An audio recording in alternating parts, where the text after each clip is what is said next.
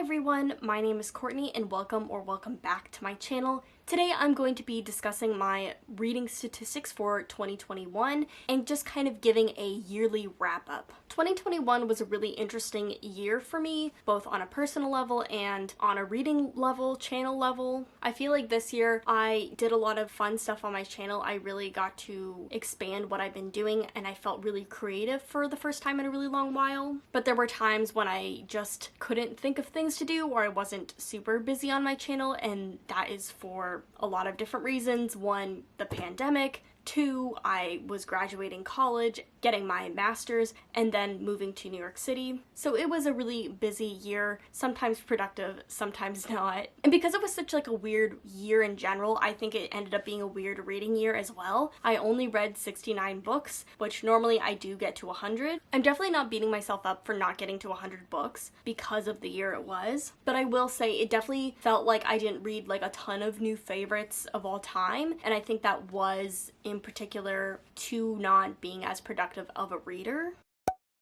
So this year I only read 69 books, which was 23,288 pages read, which in comparison to last year is almost 10,000 pages less read, and 2019 was a very similar number. As far as my shortest book, it was 120 pages, which was Love Beyond Body, Space, and Time, which was a short anthology. And my longest book was Monsters of Men by Patrick Ness, which was 643 pages. And then my average book length was 337 pages, which is one thing that's a little bit longer. It seems that from last year I did read longer books, or at least 15 pages longer in books. And I think that's just due to reading a little bit less manga this year. My oldest book was published in 1979, which was Kindred. This is definitely a lot lower than it has been in other years, especially last year where I read like some of the first novels ever written. And for 2021 releases, I have 14 books that I read, and I did an entire video discussing those new releases. As for my star ratings, I had 12 books that were 5 stars, only 5 of which were non-manga or comic. I had 37 4 stars, 19 3 stars, 1 2 star,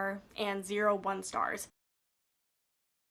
A lot of stuff just ended up in that 4-star range, which is pretty normal for me, but when I think about a lot of those books that I rated slightly higher, I do think some of those maybe should have been 3 stars. I think I really need to start adjusting my star level and how I think of rating books, because for me, like, when a book is like decent, when I enjoyed it, that's automatically a 4-star, and I think when I just like decently enjoy books, it should automatically be like a 3-star in my brain instead of thinking of it as a 4-star. But there were a lot more 3 stars compared to last year. So I'm slowly kind of fixing how I think about star ratings in my mind. As for genre, I read 9 speculative. Anything that cannot be specifically designated as fantasy sci-fi goes into the speculative category, as well as the fabulous speculative novels that are more recognized as speculative. So I only had 9 this year. 26 fantasies, 14 sci-fi, 3 nonfiction, 13 contemporary/romance, 1 horror, and 3 historical fiction or literary fiction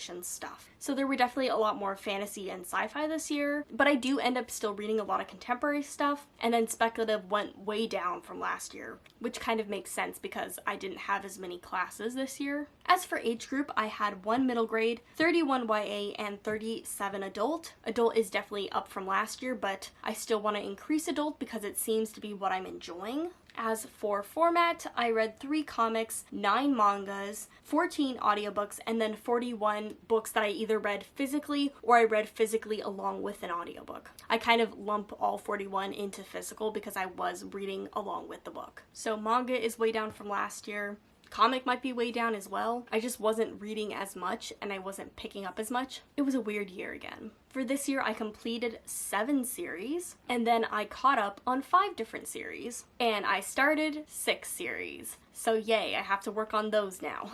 I'm glad I at least completed 1 more series than I picked up, but again, I would like to get the number of series I'm reading down just because I forget stuff. As for rereads, I reread 5 books this year. I was pretty surprised by that. I don't think of myself as a rereader, but I do end up rereading stuff a lot. And before we get into author statistics, let's kind of cover my 2021 reading goals. So my 2021 reading goals was to finish some series. I finished the Chaos Walking trilogy, which was on my list, and I finished the Ember and the Ashes series, which was on my list. I didn't get to Fire and Thorns or the Wizards of Earthsea, which is okay because they weren't at the top of my list to work on. I wanted to stay on top of some series by reading the Every Heart a Doorway series, which I read, by reading the fourth Grayson book, which I did not read. Called Down the Hawk, I stayed on top of. The Midnight Lie, I stayed on top of, and I finished that series. Girls of Paper and Fire, I didn't get to until 2022. The Truth of the Divine, I stayed on top of that series. Raybearer, I read the second and final book in that series. And then the Children of Blood and Bone book did not come out, so I don't have to worry about that. My third goal was to read more books and do more of the author discography series, which is basically those videos where I read an entire author or part of an author for a reading vlog, and I read Ted Chiang and Octavia Butler, so I did a couple of those. I wish I would have done a couple more, but I really enjoyed doing that series, even if it isn't super popular. For my channel, I wanted to do more reading vlogs. I did do more. I didn't always post more, though. I think in general I did post a couple more, but there were a couple that I did film but never posted because I didn't like them. And then do more book reviews. I think I did 7 or 8 book reviews this year, which definitely more of those. I wanted to read more adult science fiction and fantasy, which I definitely did this year. I will have to count the number, but this is the number of adult fantasy sci-fi books that I read, so definitely I know it's up from last year. And then my other statistic was to read more nonfiction. I wanted to read at least 7, but that was for the 100 book goal. I only read 3 this year, which is almost halfway.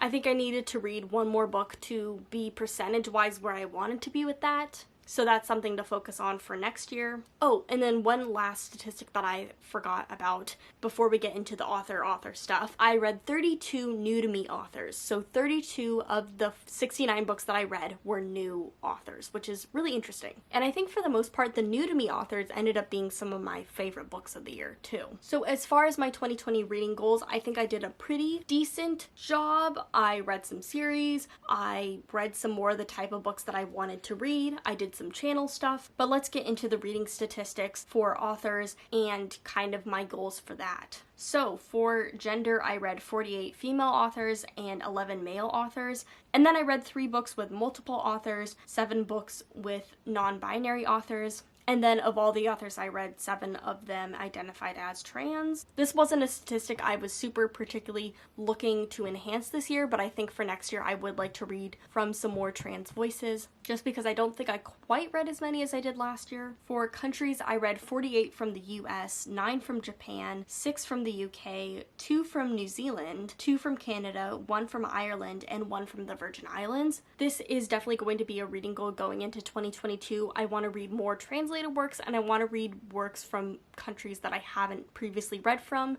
and I want to read books outside the American or UK perspective. Like, while I think Asian American or African American perspectives are books that I want to read from, I also want to diversify the countries that I'm coming from next year and reading not just like the American perspective of different races and different countries and ethnicities. But getting into race, I read 24 white authors, 16 black, 10 Japanese, 7 indigenous, 5 Chinese, 1 Korean, 2 Vietnamese, 1 Pakistani, 1 Sri Lankan, 1 Serbian, and then 1 that was not definable. And that non-applicable number is only important to me when I was adding stuff up and calculating percentages.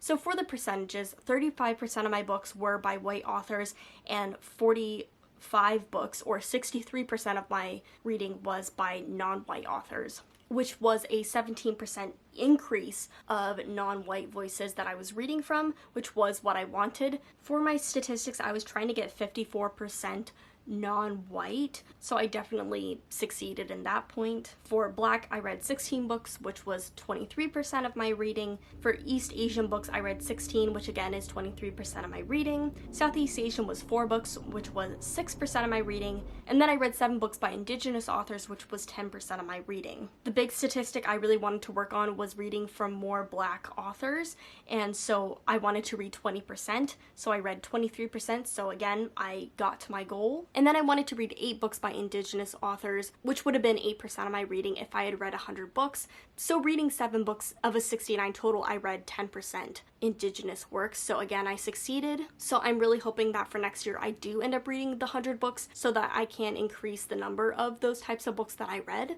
The only thing I really want to look at for those increases for how I was keeping myself accountable, I do want to look at, like, yes, I increased my Black voices by 12%. Yes, I increased the number of Indigenous books I read by 9%, but some of the other areas definitely were lacking. So normally I read like 30 books by Asian authors, and because I didn't read as much manga this year, and because I didn't read as many Asian books in general this year, I went down to the 23%. For Middle Eastern texts, I stayed the same. I didn't read any Latin or Latinx authors this year, and I think that's something that I have to think about, is that, like, if I'm increasing my Black or Indigenous voices, do other voices end up getting pushed to the side that I don't read from? And that's really important, because if I'm just replacing, like, the Asian authors with Black authors, it's not really doing anything for my own accountability. It's not really doing anything to really diversify the voices that I'm reading from. And, like, yes, I read more non-white authors, so yes, I did read in the way I wanted to, but I think it's important to see where stuff fell to the wayside, because I don't want my other numbers and statistics to be affected by reading a certain type of voice. So while it's great that I read more Black and Indigenous works this year,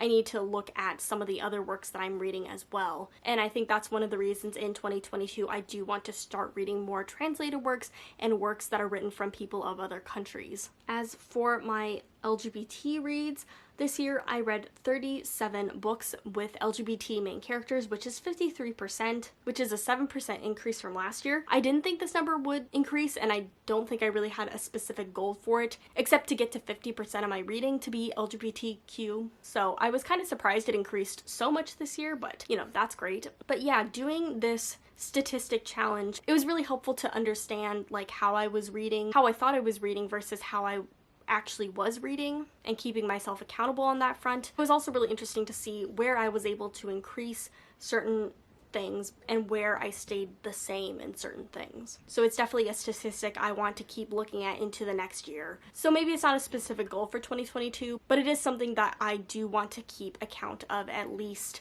on my own private spreadsheet. This is more the nitty-gritty of how my year looked. Again, it was just a really weird year, and so I was able to succeed in most of my goals, but not all of them. I'm really glad I had these specific goals, because I think it was really helpful in achieving the things that I wanted to achieve. I really want to start being a lot more productive into this next year, especially because I had a really big slump at the end of this year for like 4 or 5 months. Holding myself accountable for things, but also just having really productive goals in mind really does help me. So I'm definitely going to be keeping this kind of format for myself into the coming year. But thank you so much for watching. I'll see you guys later, and happy reading.